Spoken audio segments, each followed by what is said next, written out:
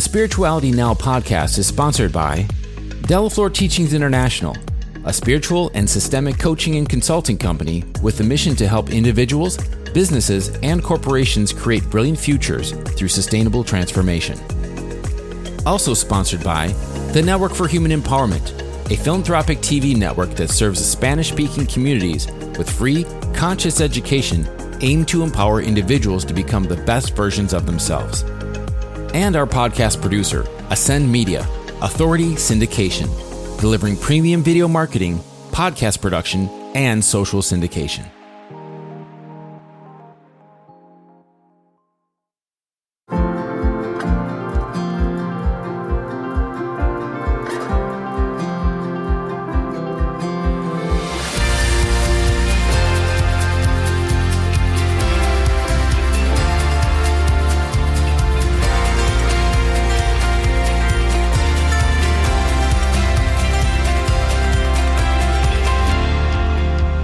Welcome to the Spirituality Now podcast, a podcast committed to supporting you in your journey to life mastery and personal enlightenment.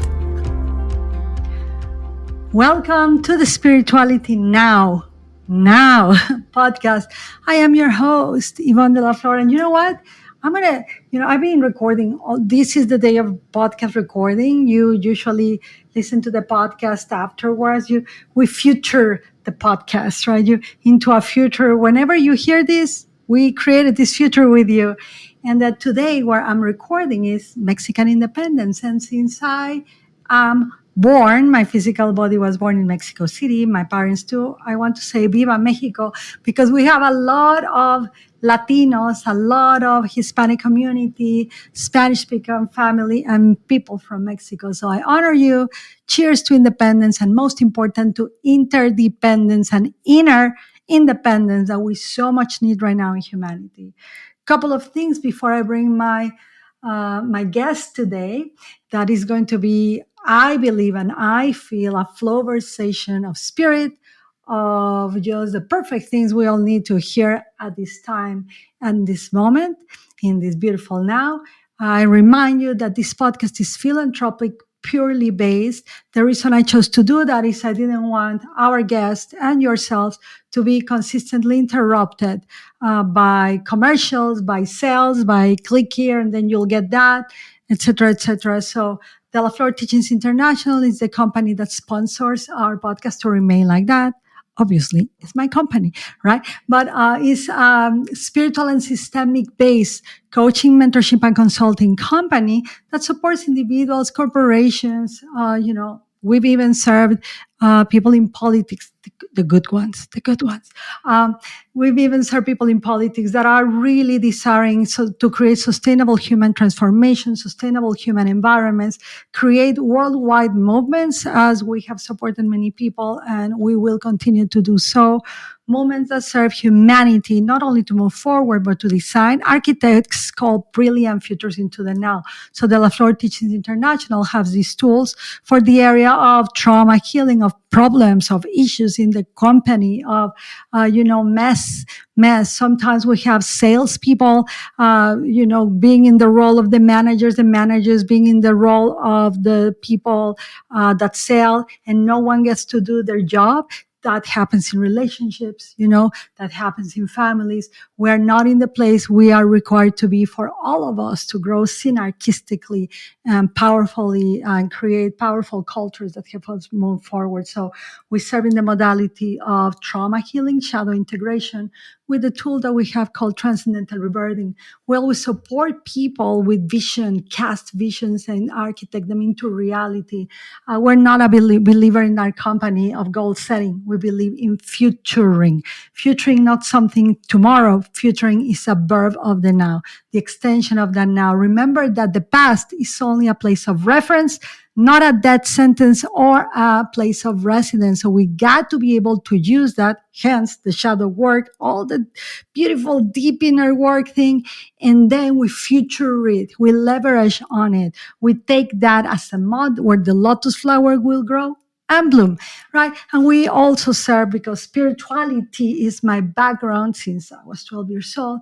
And so my company serves, with teachings, public speaking, all about helping you take your faith into action, of really tapping into that God realization ability that you have, direct God experience, spirituality based on fundamentals, ancient wisdom, ancient spirituality applied for the modern times.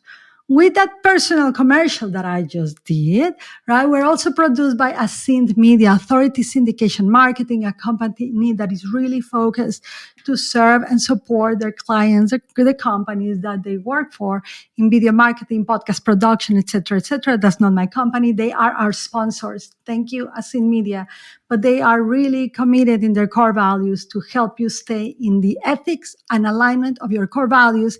And literally, they protect you. They protect us not to, I'm going to say a word, prostitute our message. And I believe integrity is everything. All right. So with that said, my guest, I'm feeling the vibes of Bali. I'm just gonna say you that I'm feeling the flow. I'm feeling the energetic, being in wonder, in the state of surprise, in the state of trusting the moment and going with that flow. My beloved guest, his name is Jan-Willem van Der Heiden. I hope I'm pronouncing it well. And he's currently living in Bali after getting stuck there during the pandemic. Oh, seeing the situation as an opportunity, he dove deep into working on his own limiting beliefs, shadows, and vices. Look at it. Now he uses all these tools he learned in combination with years of martial arts to guide people into finding their own power, the power to fulfill their deepest desires. My beloved friend Jan, welcome to the show. Hello. Wow, beautiful introduction. Thank you. Yeah. So, yeah, and I'm going to jump in, and flow with you since you're in the flow land. I'm in Bali. I, I've traveled in so many places, but I've never felt this heart opening. And Bali for me is the frequency of reverence, that sacredness. And Hawaii, right? Those are the two places that I can relate. Is the heart openness, but with grounded feet in the land, right? Like that's where you walk barefoot, you say aloha, mahalo. And but in Bali, I experience really the embodiment of ritual, of sacredness, and of devotion. So, tell us the story, Jan. So, before the pandemic, what was Jan doing? What was Jan envisioning? Where was the future of Jan supposedly being created until you were redirected by spirit to be in this land of Bali? Tell us a little bit of the pre-Bali time. Okay. About 4 years ago, I thought I had everything. I had money, a beautiful, successful business. I didn't work much. I was going to the gym every day, playing piano. I had a beautiful girlfriend. I had a beautiful house. Basically, the ideal dream. And at the same time, I had to take MDMA to wake up every morning just to get out of bed. And after a couple months of that, I realized something is not right. Something's not aligned. And so I decided to give everything up, like my house, my business, my relationships, my friendships, and travel the world. And first I got to Thailand to become a professional boxer. And I traveled in Asia for a while. And at one point I came to Bali and Corona hit and I had all these other plans and I got stuck and pretty much 99% of the people left. And I just couldn't go back to the Netherlands. I just couldn't go back to the life that I had before. And so I decided to stay despite, all the insecurities and being in a different country and all the, fear around what was happening. And that's where I felt the same way, like this deep-seated unhappiness.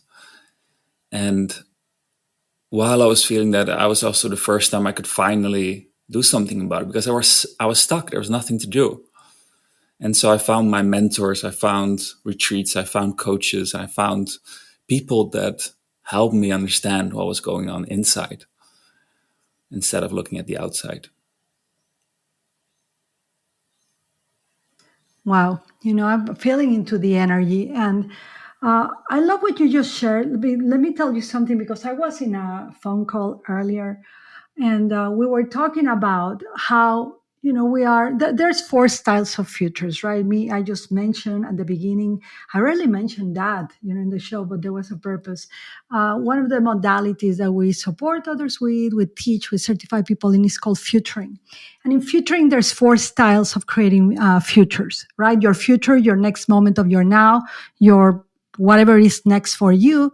And we can create a life of darkness. A lot of people, are choosing that darkness. There's a space where you find terrorism, you find people giving up on their life, you find people that don't find a meaning of life, and they just give up, and there's the deep dark, messy experience of life. And we have a lot of the evil done by ignorance in the world in that space. We all have created dark futures. We all have gone into dark places, as you are sharing. Then we have dim futures, which I recommend everyone to have an allergy for, which is where we feel entitled, when we feel that someone did something to us, where we feel that the world, the pandemic happened, is coming to get me. Why is this happening to me, which probably you're very aware of, instead of through me and for me. The dim future is lukewarm. You don't aspire for more. You just want to, survive. And so you utilize parasitic strategies to, oh, if Jan has this, he should give me. Because I am, his sister, he should pay for me. So there's a lot of entitlement culture in there. Then there is the bright future, which I believe you were there. And I've been there. And most entrepreneurs and business owners are, where we hustle, hustle, hustle. We go to the gym, we do 75 hard, 7 times per year. We do CrossFit, we are fit, we bring the money, we have the beautiful Photoshop pictures in the media, the architectural dias form. This is not advertisement, by the way. We have all of these like perfect image. We have achieved what society expected. But when we go to sleep at night, we wake up at 2 a.m., 3 a.m., 4 a.m., and we feel a sense of unfulfillment. That's the bright future. It costs us a lot, right? It's so much status quo that's why there's a study that they have found that in this state, a lot of people have heart attacks. But then there are brilliant futures, and those begin with a question. How can I help? How can I serve? There must be something more. And that's, Jan, what you began to question yourself, right? Like, I don't feel fulfilled. I have all of these. So you take your travels going. You begin the journey of adventure, the heroic journey of adventure. And what happens next? Where do you land? So you meet mentors, teachers. You really are representing the hero's journey. I'm not sure if you know about Joseph Campbell, but I recommend it to everyone to study the hero's journey, because there's a call to the hero. If the hero accepts us, which Jan did, right? He's about to take us to a journey. And you met the mentors, the masters, and you arrived to Bali. What happens next? I met a woman, and she was an incredible relationship and love coach. And she really reflected back to me to take responsibility of what's happening in my life. And this is like what you said before, like life happening for you and not against you. And what I've learned is that everything that I have is because I want it.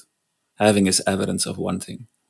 Meaning all the problems I was saving, even the pain that I was experiencing, and then the anger towards my father, and the lack of friendships and all these things, because I want them that way. And for the first time, I could take responsibility over things that were happening, I think, to me or around my life, and understanding that I could change it by looking at my emotions, my sadness, my anger, my fear, and diving into it. Like you mentioned before that you work with trauma. And I found ways to work with my trauma, that I wasn't experiencing the same triggers and the same sadness that I was experiencing before, which has been life-changing.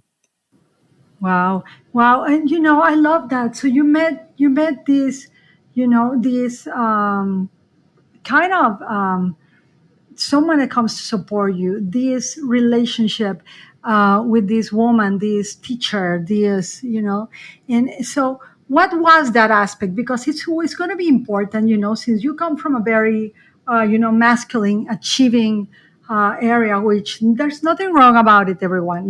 It's a step of our humanity. It's an aspect of initiation. It's what molds us and shows us what we're capable of or not, and what we want or we not. So what happens? What are a couple of things that happen when you meet this teacher, when you meet this embodiment of God in a woman, of a teacher of relationships? What do you learn about yourself that can help you move forward in your life?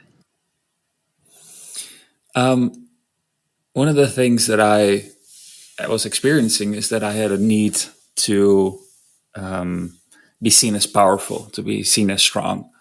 And so what I did before was I picked women that were kind of like more weaker, and I would then be the white knight and they would be the victim. And then every time they would Yes. count on me and my wisdom and my intellect and my money, and I would feel so good about myself. And this woman had none of that. And so she really reflected back the patterns that I was giving her, the way I lied to her and the way I tried to manipulate her and the way I was moving in a way that was not in integrity. And she did it in a loving and supportive way, which I think for the first time as well, like growing up, my mom died when I was young, and my father wasn't How old really. were you, love? I was 15, Okay. and my father, he has never really been a strong role model for the masculine.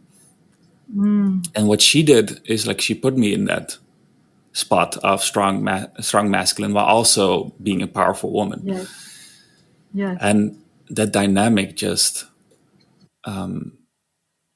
really gave me a sense of that it's okay to be more than just the outside of me, more than my masks that I love to put on. Like I didn't need Oh, I to. love that. Yeah. Love that, Jan. It's okay to be more, right? Yes. Just what you just said. I feel the whole energy transmission. It is okay to be more. Say some more about that, love, because I mean, you're sharing something really powerful. I have a lot of really powerful friends that are male. Some of them that I know that have incredible male initiation movements. I'm a believer and a supporter that men need, obviously you have the awareness and the willingness as a powerful man to lead and co-lead and be guided and guide a powerful woman. Not everybody can hold this fire, right? But there's also the aspect of initiation. There's also the aspect of brotherhood, and that men need men, good role models to lead. So tell me about this. I didn't want to interrupt you, but it is okay to be more. It really called my spirit. Share why. What happened to you? What demolished that in you, and what awoke that awareness in you? Well, one of the things when I found my mentor, like at first I felt like I can trust somebody and not a man. And that has been incredibly powerful for me. And what he reflected back to me that I had this judgment of being weak. So I couldn't be seen as weak. Like I couldn't cry in front of other people. I couldn't be sick. I couldn't ask for support and help. And so what I did was I projected out being strong. That was one of the reasons why, my own business was something that I was proud of. Being a fighter, doing drugs and everything. I really did that as strong because my family was so against it. Wow. And so when my mentor helped me to Yeah. allow What myself to what be were there weak. against? So again, yes. Yeah. Yeah. So just I don't know if you can hear me right now, Hmm. but okay. So it's because you are sharing something, Jan. I know we can go in the story of it, but you are sharing from a space of power. You're sharing something so powerful that can help many men and women too, right? It's not men or women, but human. So you talk about, and then we'll go with the flow. But when we're going in the flow, talking about like why your family was against what, you being weak, you being, not you, but probably they have that in their own how they learned, right? What was that they were against of? So we were not allowed to express sadness, anger, shame, all those things, like because my parents weren't comfortable with it. And so what I was experiencing as a child, that I couldn't be loved if I shared these emotions. So the only way to survive and be loved is to repress all these emotions. And of course, as a child and even as an adult, like these emotions, they get stuck in our body and they come out in different ways. So I had a lot of aggression, especially as a child and still as an adult. And I got to channel it through fighting in a gym. And I traveled the world and tried to find opponents to fight me.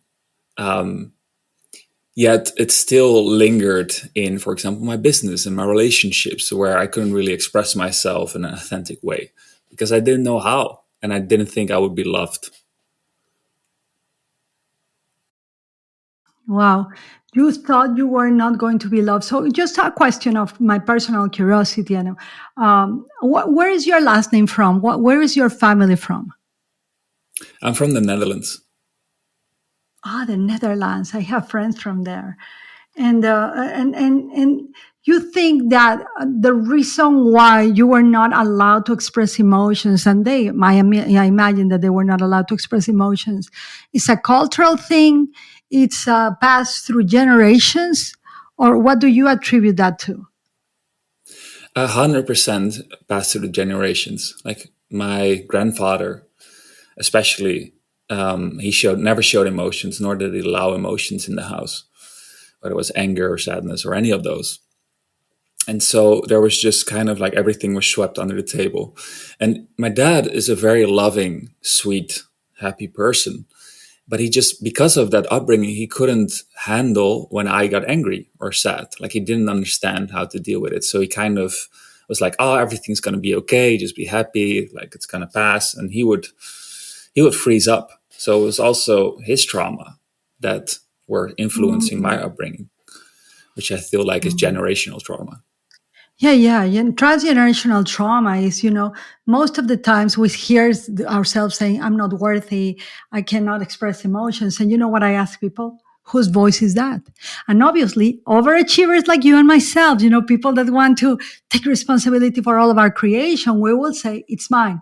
But if you really begin to dig deep and slow down your nervous system and you begin to be present, you suddenly, whose voice is that? I'm like, the voice of my mom, the voice of my Yes. dad, the voice of the repressed voices, the family secrets, the hidden things. And wow. So okay, so you are not allowed, and suddenly this goddess, this teacher, this embodied powerful human, embodied in a human, in a feminine form, facilitates for you to do your work, to feel. What was Yes. the experience of you feeling as a man and as a human that were not allowed to that? Suddenly you allow that. I could only imagine. How does that feel in the body for you? Well, it's there's a couple of examples that I can give. Like my body, like I had always had a painful stomach ache, and I went to the hospital so many times, and I tried so many different foods. But I had this chronic belly ache, and also my shoulder was always locked up, and so it showed up in the body as these physical ailments. And one of the biggest things that happened to me in my inner work journey is that at one point I had a conversation with my father, and I asked him, Dad, is it okay if I express all my anger towards that I have held on towards my father, and you just witness me and stay there, and after 20 minutes or so, when I'm done, you just say thank you for sharing. And through a lot of preparation, he was allowed to do that. He was able to do that. And so for 20 minutes, all the anger that I've held on, all the times that I couldn't express my anger, I let it all out in 20 minutes. I used the worst language I've ever used, and just completely raged with full aggression against my Mm, father. And mm, he just stayed present. And he said, at the end, he said, thank you. And that allowed me to mm, be way more comfortable with my own anger, because it was directed mm. to him, and I could also then forgive him and let everything go. Right. That's a powerful thing to say. One of the modalities that I train with for many years now is family constellations with an incredible teacher. He passed, Bert Hellinger. And he was, I believe, I don't know if he was from the Netherlands or Germany, pardon my remembrance, dear teacher, wherever you are. But he said that, if you can speak unto those who hurt you, or who you have a pain or a sorrow or a trauma to represented by another, there's a lot of healing, because that's the power of the village, right? It takes a village to raise a child and to grow it into an adult, from boy to man, from girl to woman. It requires the process of the village, of being witness, of participation, of being included, and someone witnessing us, right? And so you were able, like, I feel that you are like a natural experiencer, who, while many people go and have the certifications, some of us go through the experience, through the hell, through the pain, and then we study, and they're like, yes, I went through that, and I feel that that's the case for you. But I feel that you are being called for these. I don't know what you're going to share with us, but I feel you're called for this masculine kind of leadership, right? So once that happens, and you feel, forgiveness, right? Forgiveness is not something we give to another. We give to ourselves, right? That's what is called forgive, giving ourselves the permission to move forward. Forgiveness, right? So you feel that what happens, I probably can imagine you felt freer, lighter. What happens next? Well, what happens next was more of like an embodied difference. So I noticed like my heart was open more towards my dad. Like I noticed that before I was holding on to for him to take action, for him to apologize, for him to show up as a masculine figure in my life and say like, oh, this is what happened. I'm sorry, and I've worked on myself, and this was going to happen from now on. And what really happened is like I took that charge. Like instead of waiting for him, I was taking responsibility for my own life. And because I stepped into that power, I could also open more up to love, and open up to my pain and sadness. And that's one of the things that I do now with men, is like I help them do hard things, whether it's start a business or talking to their father for the first time, like real. And the changes that happen are dramatic. Like, can imagine one of my clients, he had a "I love you" for the first time from his 80-year-old dad, and I'm proud of you. And Oh, I feel that. yeah, and by hearing that, he finally was able to find his soulmate and start his own business. Very successful now. Mm, But that's what he needed to mm. hear. But it was also because he got to me, and he got my coaching, and that was his first step into like, oh, I'm going to take charge in this. And that happened, and then his life changed. And we need that as men, to really own our own masculinity. Yes, yes. I'm not sure. Do you know Garrett J. White? Mm-hmm. He has an incredible movement, right, called the Warrior's Way, and he Mm. shares so much power like you do in this way, and he aims it for married men. But I love that you're doing that. So, what is it? How did your life change? Now, these are before and after, right? To step into the power of your masculinity, to take charge for your life, which I love.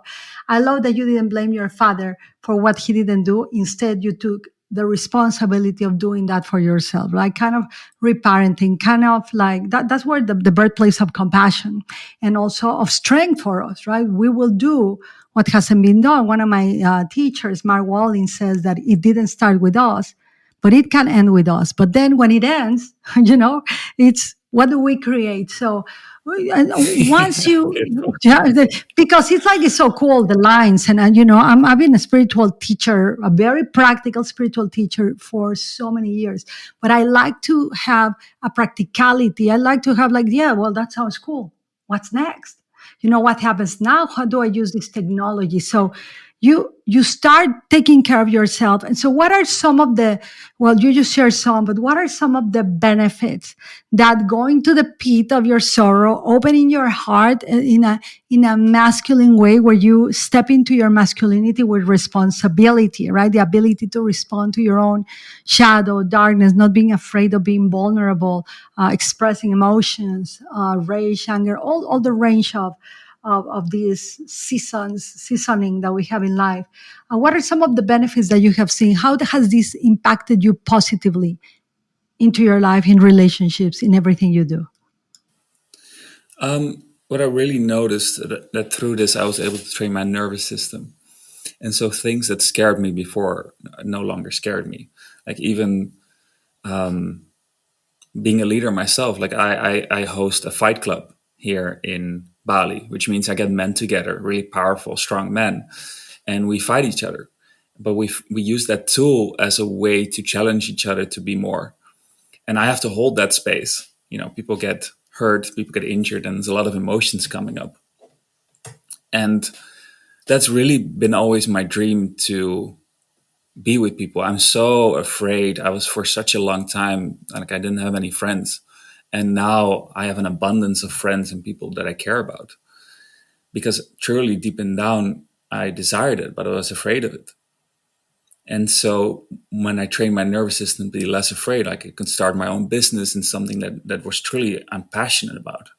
I could invite people that inspire me as clients.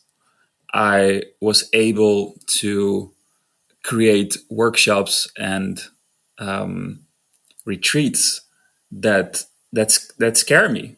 Like who else? Like even in my practice now, like I punch my clients in the face. That's not something that I could do without a really Jan, you're irrational sharing mind. to the perfect person. Yeah, I'm thankful. I'm thankful that I don't know if you know about the Mankind Project, but many years ago, I'm 50 right now, but I believe I was 25, 26. I was being trained by one of the main founders of the Mankind Project. They were doing many initiations in the whole world. So I was able to be one of the feminine energies that witnessed the men coming back from initiation, from the fights, and just Ah, holding the space of presence. For me, I understand that, and I've been blessed with initiations to initiate women into womanhood, from girl to, adolescent to young adult into woman into, there's a lot of rite of passage. But you are saying to someone that I acknowledge, and I'm so happy you're doing this work, because I'm also the mother of a son.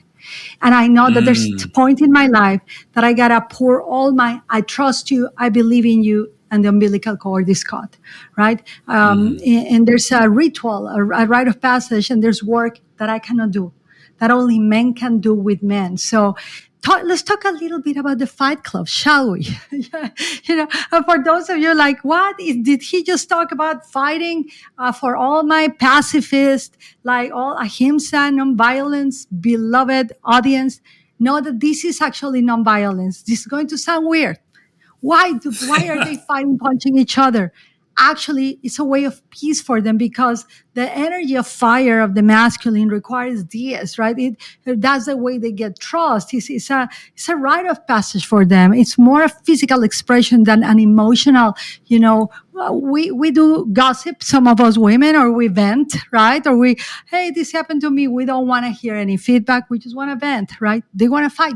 They want to punch. And I know why I want to talk about this, about the Fight Club, that in this case, we do talk about the Fight Club, right? yes. Is instead of we don't talk about the Fight Club. It's because I read in your bio that you were into martial arts, and martial arts have so much sacred core values based foundations. Tell me about you studying martial arts before we go deeper into this. Well, when I at one point in my life, like I didn't have anything. I was just smoking a pack of cigarettes a day. I was drinking whiskey, and my brother took me to this really rundown gym. And it was just a 70-year-old Chinese man, literally from Karate Kid, and this really big African American man with this huge afro. And they taught me to throw a punch. But by throwing a punch and keep throwing a punch, I learned about myself that I can do more than I'm capable of. And actually go to a point to stretch myself. And what really happened was I was able to do that in other parts of my life. Like I was able to walk up to people and Mm. say hi for the first time. I was able to apply for a job and not be fired in the first week, because I've learned Oh, of myself to show up in a more powerful way than before. And one of wow, the things that's that I that's teach just as well, amazing. yeah, one of the things that I teach as well is the fear of the punch in the face is so much more debilitating than actually getting punched in the face. Like the men that I Wow. had in my Can you fight club, repeat when that? they, Oh, Jan, please repeat that. yeah, That was, oh my goodness, that's so powerful. the fear of getting punched in the face is way Mm. more debilitating than the actual punch in the face. Ah, oh my goodness. Sure. Wow. That's so true. So true. And How what often powerful. happens Yeah. is, yeah, and the people that come to my fight club and they get a proper punch in the face for the first time, oftentimes what I hear, 90% of the times, like, this is the best thing that happened to me in a long time. Because they get Wow. free of this fear that's been holding them back. Oh, oh, wow.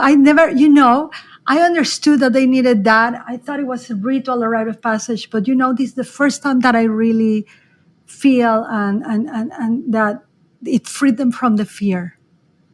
Yes. It freed them from, oh my goodness, what a blessing. What a great work you've been called to do. Mm. Oof, and now back to your martial art teacher. That's the reason I ask you, is because I went to train in China, the Shaolin Temple, Tai Chi. My Mm. son trains in Shaolin Kung Fu. And he has a Shaolin 33rd generational monk from the Shaolin Temple as a mentor, as a Shifu.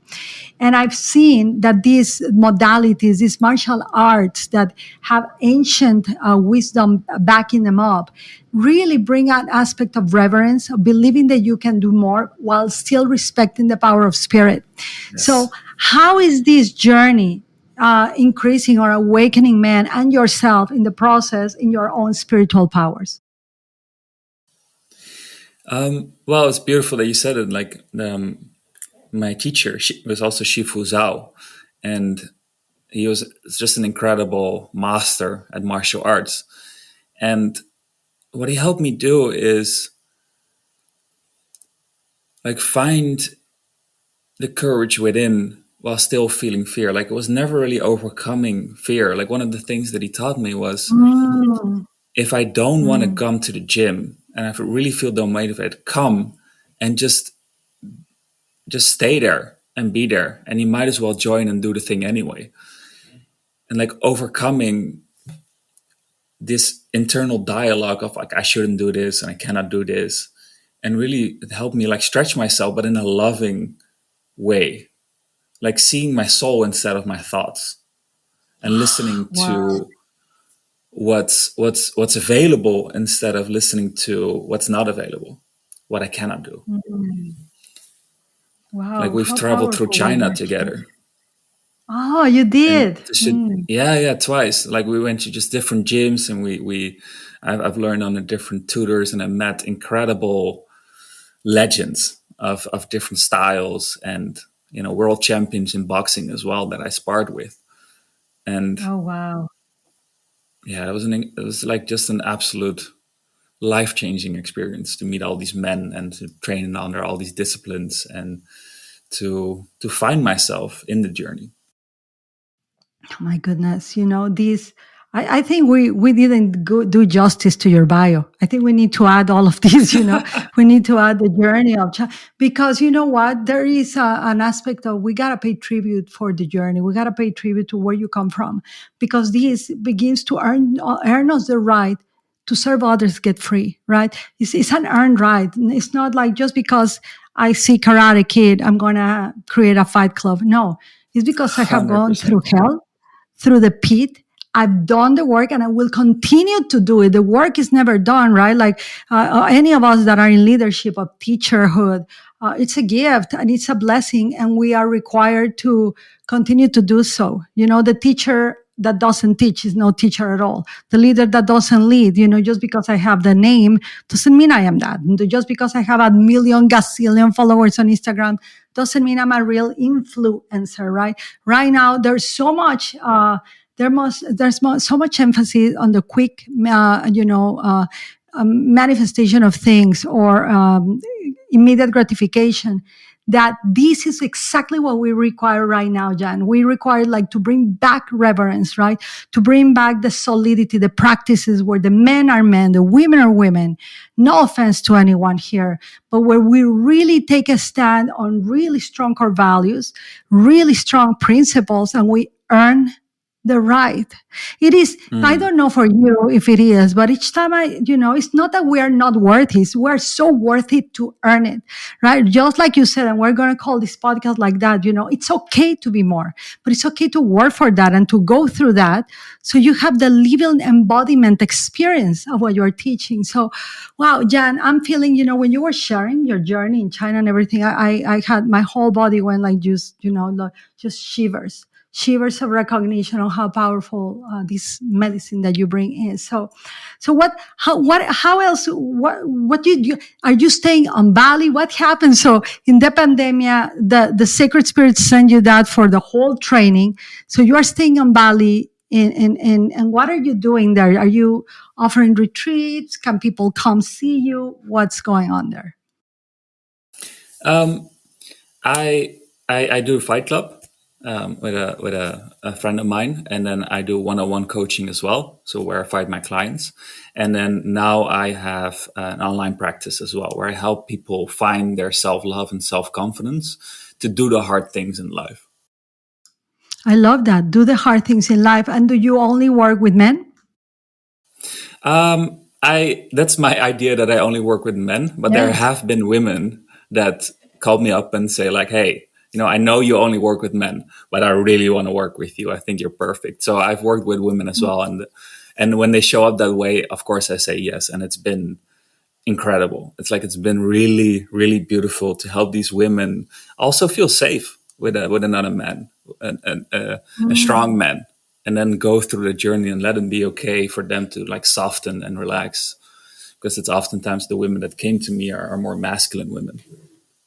And so now they can feel more into their feminine women and like start their Oh, own yes, business that's in that beautiful. way, lean Exactly. into their partner in Exactly. that way. I think that your work, oh, yes. So I think that your work can deliver, the practice of safety for women because that, when we know who we are, even if you are male, I'm female, right? If I know as a female who I am, and I know where my shadows are, my dark side is, my traumas are, I take responsibility for that and I step into with grace, with elegance and power into my own feminine energy, I become a really safe person to be around. Because now Mm, you don't have to save me. You can help me exalt. You can support me when I'm weak, but you know that I got myself, right? I'm owning powerfully who I am. And yes. I'm going to do that work. I'm walking, in all the archetypes of the feminine, the queen, all from their low to the high, but with honor and power and grace. But in that presence, you feel safe. Look how the sharing has begun to unfold and open between both of us, right? Because there's a recognition of the work. There's a recognition of presence. I honor tremendously your work. I am actually an advocate of this for men to join this work, for women to support their men to be free and honor their brotherhood and don't take that personal, like, oh, he's going to the fight club, he doesn't love me. No, thank God he has the fight club. Thank God he has the alliances. Thank God he has these people, because the more we know each other, we're safe. And also for the men, right? The more you have the ability to express your rage in the fight club, or the anger or the fear, the more present you can be for your family as a protector, as a masculine energy, right? Magician, lover, king. So that's Mhm. really powerful, Jan. So I love that you are doing coaching. We are going to enhance your bio, when we share about you. And you're always welcome back. You're always welcome back to the podcast. Always. Like, if you ever just start like a retreat or an event for men, let us share it with others. Count with us, because again, as a mother, I feel, and already I'm an ancestor of the future generations. We all are. Those of us who have a mission, and I believe you are too. We have a duty of the soul, a moral duty to share this work, and I'll be happy to support in just spreading the word of your work. And so, what happens? Have you ever done a retreat, an initiation retreat for men, or not I love that yet? you talked about it. I had a client before. It was a 13-year-old kid who didn't grow up with a Mm, father, and to have mm, moved him through a journey with him. And a lot of things happen, and I won't go into detail because it's confidential. But he Yes, was, yes, of course. for the first time, like even for his mom, he was able to show up as more of like not a wounded man, but like somebody who takes Mm, charge in his life. And even as a 13-year-old, like how important is that to have an initiation into manhood? Like yes, that's amen. life changing, not just for him, but for everybody around Absolutely. him. Wow, that's the age. That's the age from boy to man. And you Yeah. know what I learned, and maybe you can just reflect back on me that boys will need not their father, but some brother, someone that can understand when they were a mentor, a guide, a teacher that actually will protect them too, keep them safe, but that will show them the way to be safe from boy to man. And I'm so glad this is happening. I'm so honored that I get to meet you and that I get to feel the presence of your work. I believe this is a great work.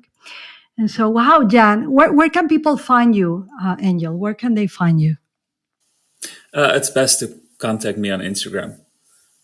Okay, If you, perfect. if And you we'll put put the everything, right? We'll put everything. We'll put the Instagram has been the go-to lately for almost all of our guests. And so yeah. we'll make sure for that. So, Jan, just because I know we have a limited time, but we're going to invite you again anytime the podcast doors are open for you.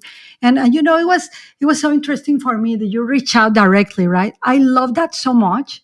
I was like, whoa, it's like people are actually reaching out like it should be. It's like community helping each other. And but I believe there was a frequency thing, a resonance frequency with that. I pay tribute for your work, Jan. I pray, to the angels, to God, to the great spirit that consistently sends you all the support you need, because as a woman, right? As a human and as a mother, I know that this work, the more we help the men, the more we will help the Mm. children and the women. And you may not know, well, you may know, but for those listening, in rite of passage and initiation, yes, women birth men into the baby form, into the physical form. But men that are initiated, that know who they are, when they love a woman and they protect them, they birth woman into their next level of light. So, Mm. with that said, beloved Jan, do you have any blessing that you could give to our audience? This is a ritual that we have in the podcast.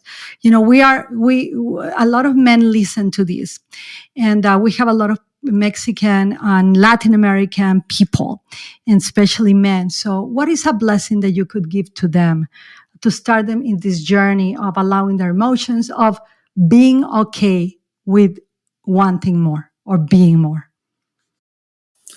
Wow, that's a beautiful thing to end the podcast.